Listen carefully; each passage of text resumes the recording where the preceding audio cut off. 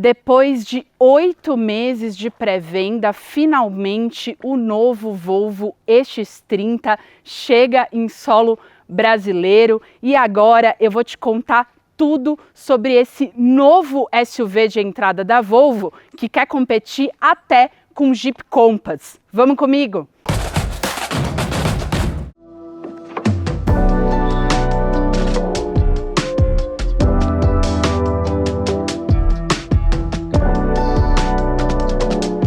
Mas antes de eu te contar tudo sobre esse novo SUV elétrico aqui, eu vou pedir para você se inscrever no nosso canal, ativar o sininho das notificações, assim você não perde nada do que a QR faz aqui no canal. E eu também te convido para baixar o aplicativo 4 Rodas no seu celular, que você vai ficar sabendo de todas as notícias automotivas vindas diretamente do nosso site 4rodas.com.br. E também te convido para assinar todo o nosso conteúdo, tanto digital quanto físico, e basta apontar a câmera do seu celular para o QR Code que está aparecendo aqui ao lado.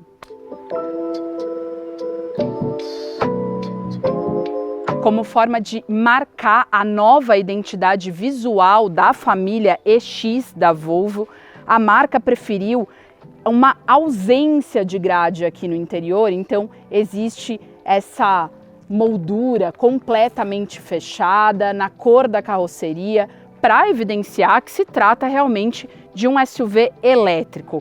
E todo esse visual é complementado por esse DRL em formato de martelo e que é completamente quadriculado, exatamente para que você consiga ver esse carro de longe e já identifique que se trata do EX30. Os faróis são em LED. Com SUV de perfil, a primeira coisa que eu gostaria de destacar é o entre-eixos desse SUV, que é de 2,65 m. É a mesma medida que muito SUV médio do mercado e o T-Cross, por exemplo, tem exatamente essa medida. Eu vou mostrar para vocês daqui a pouco que o espaço interno não foi muito beneficiado por conta disso, mas o porta-malas até que é ok e eu te mostro daqui a pouquinho. Outra coisa que eu gostaria de destacar são essas rodas que são aro 20, tem esse desenho exclusivo nessa versão topo de linha. Todas as outras versões contam com rodas aro 19. A outra questão que eu também quero te mostrar é que os retrovisores têm os repetidores de seta, mesmo sendo um modelo mais voltado para o custo-benefício, um modelo mais barato. E a outra coisa que eu gostaria de mostrar é que a gente tem aqui o nome do modelo e a lanterna que acaba avançando aqui para a lateral como uma forma de trazer mais sofisticação para esse SUV compacto.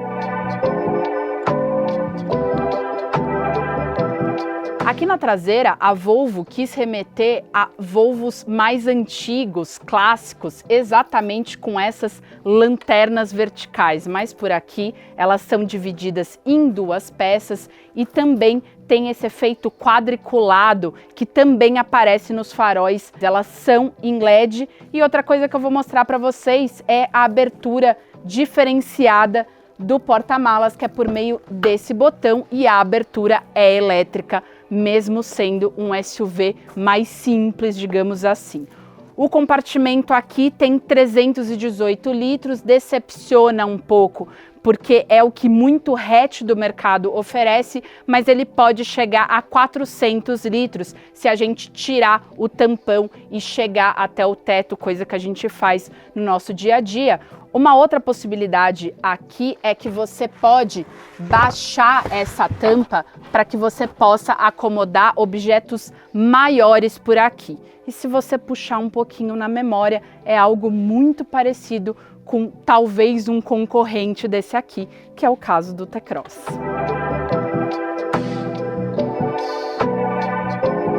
Bom, lembra que eu te falei que eu ia te mostrar um pouquinho mais do espaço interno aqui. Eis-me aqui, eu tenho 1,74 m, esse banco tá ajustado para mim. Como vocês podem ver, uma pessoa um pouquinho mais alta que eu vai raspar o joelho aqui na frente. Então, eu esperava que com 2,65 m de entre-eixos, eu tivesse um espaço interno um pouquinho maior. Mas, de qualquer maneira, eu fico confortável aqui e quem senta aqui no meio vai se beneficiar desse assoalho praticamente plano, como é muito comum nos carros elétricos. Agora tem uma questão, se você for carregar 3 pessoas aqui, elas realmente vão ficar bem apertadas por conta do espaço para ombros, tá? Então eu vou realmente bater o meu ombro na pessoa aqui do lado e também aqui na extremidade. Eu acho que esse carro é claramente um carro para 4 lugares, então 4 pessoas viajam com um certo conforto aqui, mas era esperado que eu tivesse um pouco mais de espaço por aqui. Uma outra questão que eu queria evidenciar para vocês é o fato de ser realmente um SUV que teve uma série de concessões para ser um SUV mais barato de uma marca premium. Uma delas é que eu não tenho comando dos vidros nas portas e sim aqui no meio. Lembra do C3? O Citroën C3, o carro barato da Citroën, ele tem exatamente essa mesma solução. Então, para abrir e fechar os vidros elétricos, eu preciso acessar aqui, mas o acesso realmente não é nada complicado. E além disso, eu tenho 2 entradas USB-C aqui para ninguém brigar aqui atrás para carregar o celular. Outra coisa que eu gostaria de evidenciar é o fato de que todo esse revestimento dos bancos é feita com lã reciclável e não pinica nem um pouco e é realmente muito agradável ao toque. E lá na frente eu vou te mostrar outros materiais completamente recicláveis e reciclados que foram empregados aqui no acabamento do EX30. E também quero mostrar para vocês que essa versão topo de linha aqui Ultra tem esse teto solar panorâmico e ele é exatamente para que entre mais luz solar nos países nórdicos. E aqui para o Brasil é realmente uma entrada de luz maior por aqui e segundo a Volvo, 80% de todos os raios solares são filtrados e, portanto, o conforto térmico aqui não vai ser afetado.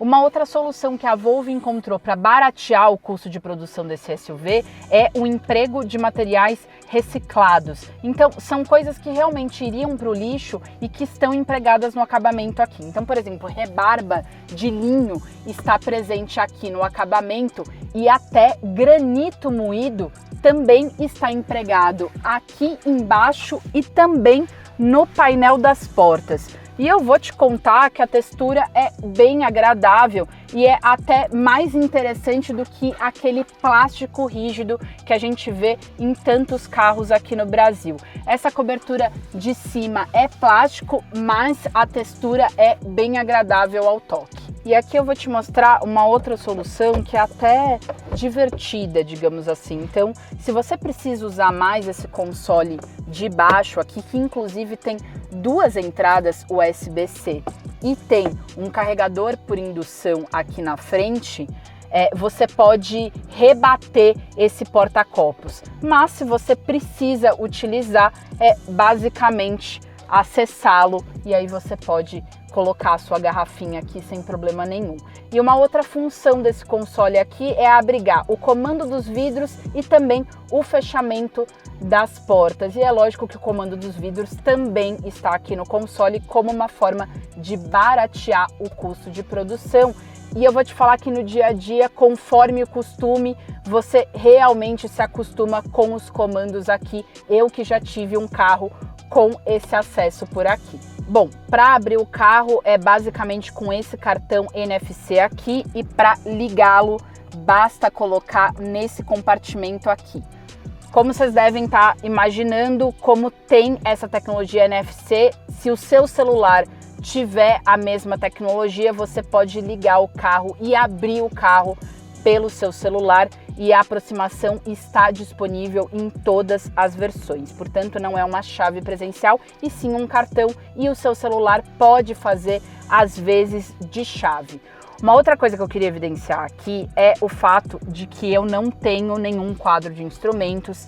Lógico que essa ausência também é para baratear. E como é que eu vejo a velocidade que eu estou Todas as informações de velocidade, da marcha que você tá, ficam na parte superior dessa central multimídia vertical, que tem pouco mais de 12 polegadas e concentra todas as funções do carro à la Tesla. Então eles realmente tiveram inspiração aí na Tesla para concentrar todos esses comandos por aqui, e é para o bem e para o mal. Da mesma maneira que eu tenho um visual mais clean, mais interessante aqui no interior, eu também tenho funções que eu poderia ter algum botão redundante por aqui. Por exemplo, para que eu ajuste os espelhos, é por aqui, e o ajuste é feito por meio do comando no volante. Então eu posso tanto escolher o esquerdo quanto o direito, quanto mesmo dobrar esses espelhos.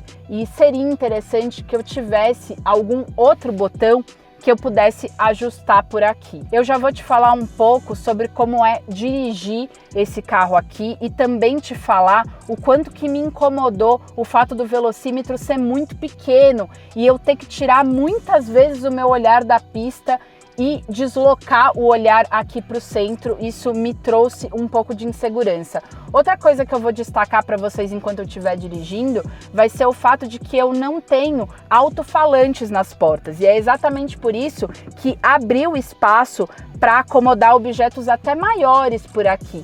Mas eu tenho apenas um subwoofer aqui na frente, na parte central, e eu vou descobrir junto com você se é suficiente para atender a necessidade de som aqui internamente. Essa versão Ultra, que é a topo de linha, é a única que é equipada com os bancos elétricos, então o ajuste é completamente elétrico por aqui, enquanto nas outras versões é manual. Mas uma característica que vale destacar é que eu tenho a possibilidade de até 6 centímetros a mais para trás do que outros concorrentes, segundo a Volvo. E pelo que eu vi aqui, realmente o espaço que eu consigo ter ao máximo aqui é grande, portanto pessoas com estatura maior, 1,85 m, 1,90 m, vão caber aqui com alguma facilidade, mas vão prejudicar quem anda lá atrás, ou na verdade não vão nem deixar nenhum espaço atrás dele.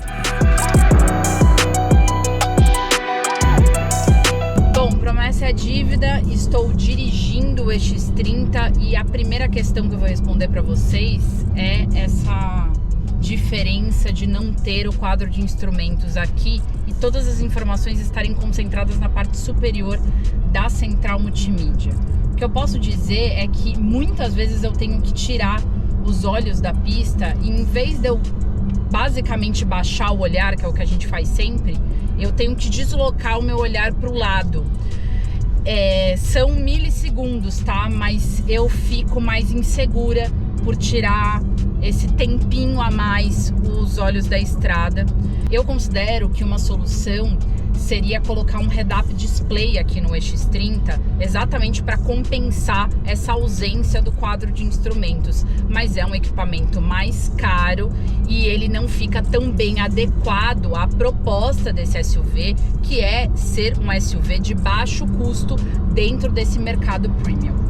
Falando um pouquinho sobre o conjunto mecânico desse SUV elétrico, ele tem um motor traseiro e, portanto, a tração também é traseiro. Ele rende até 272 cavalos e 35 kgfm de torque. E vale dizer que existe uma diferença de capacidade de baterias. Enquanto a versão de entrada Core traz uma capacidade de 51 kWh, que rende até 250 km de autonomia, segundo o Imetro, lembrando que o Imetro tem uma diferença em relação ao WLTP, que é o ciclo europeu, de cerca de 30% para menos. Então dá para dizer que é um sistema de medição de autonomia um pouco mais rigoroso do que a gente tem na Europa. Já as 3 versões acima têm uma capacidade de bateria de 69 kWh, o que proporciona uma autonomia de 338 km, segundo o Imetro.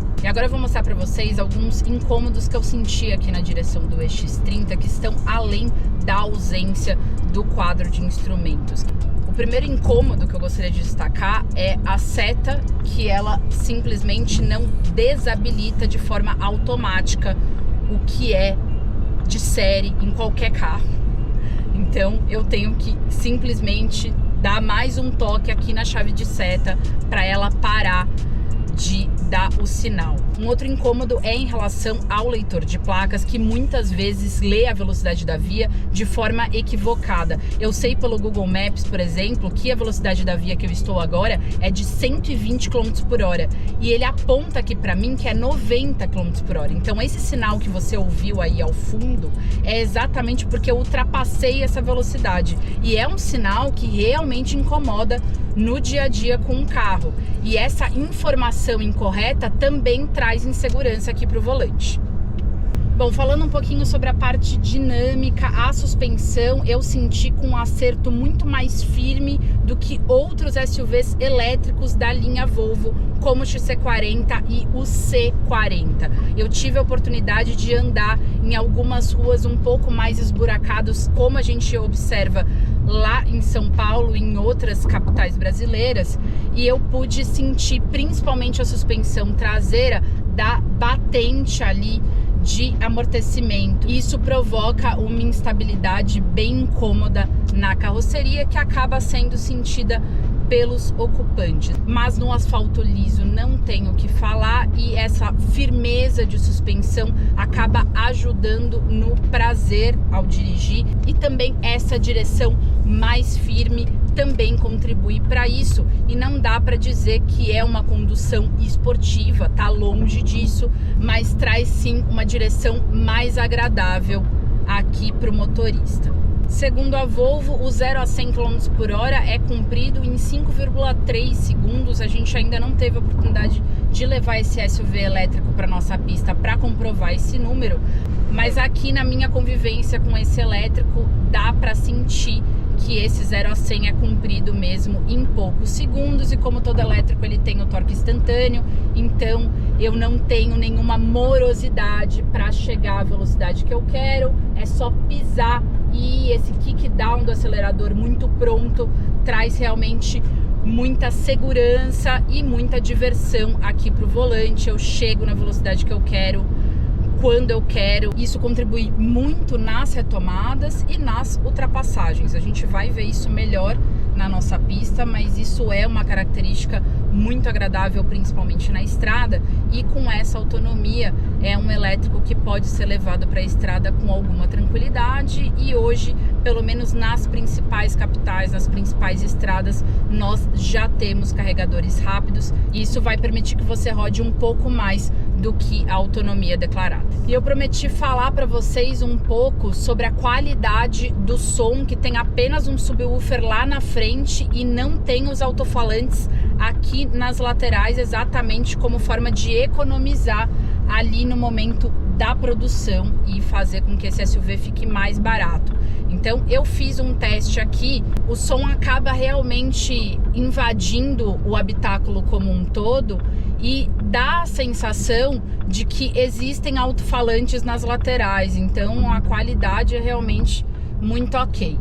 E aproveito que eu tô falando sobre isso para falar um pouquinho sobre o sistema operacional da central multimídia, que é um sistema da Google. Então você coloca o seu login aqui, Google, e todas as suas preferências ficam salvas aqui. Você tem, por exemplo, o Google Maps já transmitido aqui, e você pode fazer uma rota no computador lá da sua casa ou mesmo no seu notebook, ele simplesmente é enviado aqui para o carro. Isso traz alguma interação, mas aqui fica um puxão de orelha pelo fato de que a gente não tem o Apple CarPlay, e isso prejudica bastante, porque se eu quiser, por exemplo, espelhar o meu Waze aqui, se eu não gosto, por exemplo, da condução com o Google Maps, eu sou obrigada a utilizar o método de navegação do Maps. Bom, e para terminar, vale destacar quais são os itens de auxílio à condução. Trata-se de um Volvo, portanto, desde a versão de entrada Core, todos esses itens são de série. E são eles: piloto automático adaptativo, frenagem autônoma de emergência, o leitor de placas, que precisa realmente de alguns ajustes para ser realmente um parceiro do motorista e não um incômodo por aqui. Há também esse leitor que identifica a fadiga do motorista, então quando eu tiro o meu olhar da pista, vem um aviso aqui na central multimídia pedindo para que eu volte a atenção, e ele também é um sensor de fadiga, então ele me orienta que eu pare para tomar um café, por exemplo, quando ele percebe que o meu olhar está mais cansado, que eu estou fechando mais os olhos. Isso é um item de segurança bem importante. A gente também tem o sensor de ponto cego e tem mais 2 sistemas interessantes, que é o estacionamento automático, então você pode tirar completamente a mão do volante e também não precisa pressionar o pedal, e ele para em qualquer vaga perpendicular na rua, por exemplo. E um outro sistema interessante, que pelo menos para o meu dia a dia é bem útil, porque paro muitas vezes em uma avenida e não consigo visualizar o trânsito que vem do lado, é um alerta que me mostra visualmente aqui no retrovisor quanto sonoro quando vem algum pedestre, ciclista ou mesmo outro carro antes de eu abrir a porta com o carro desligado. É um sistema útil, na minha opinião.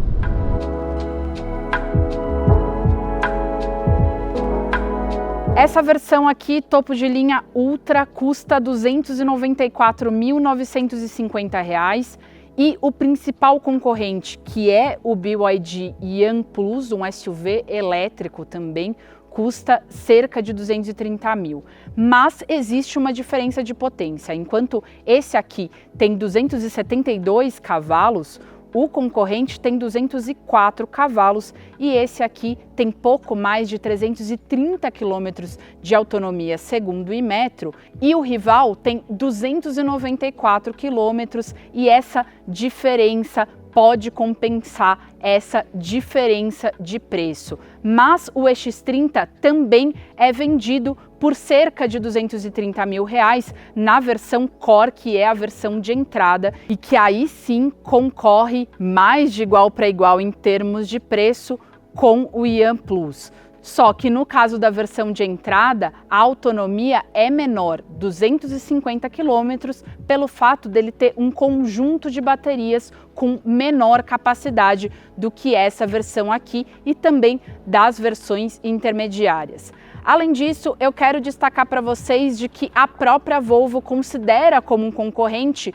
o Jeep Compass. E o Jeep Compass na versão S, que é a versão topo de linha, com motor 1.3 turbo que rende até 185 cavalos de potência, custa exatos 230 mil, cerca de 230 mil. Então, o que você me diz? Responde nos comentários. Qual desses modelos você levaria para casa? Um SUV elétrico de uma marca premium como a Volvo, ou mesmo um BYD, que é uma marca nova que chegou agora, mas está na liderança entre os carros elétricos mais vendidos no Brasil, ou mesmo o Jeep Compass, que é o SUV médio mais vendido do Brasil e tem o motor novo que rende 185 cavalos, mas que tem uma potência muito menor do que oferece esse elétrico aqui.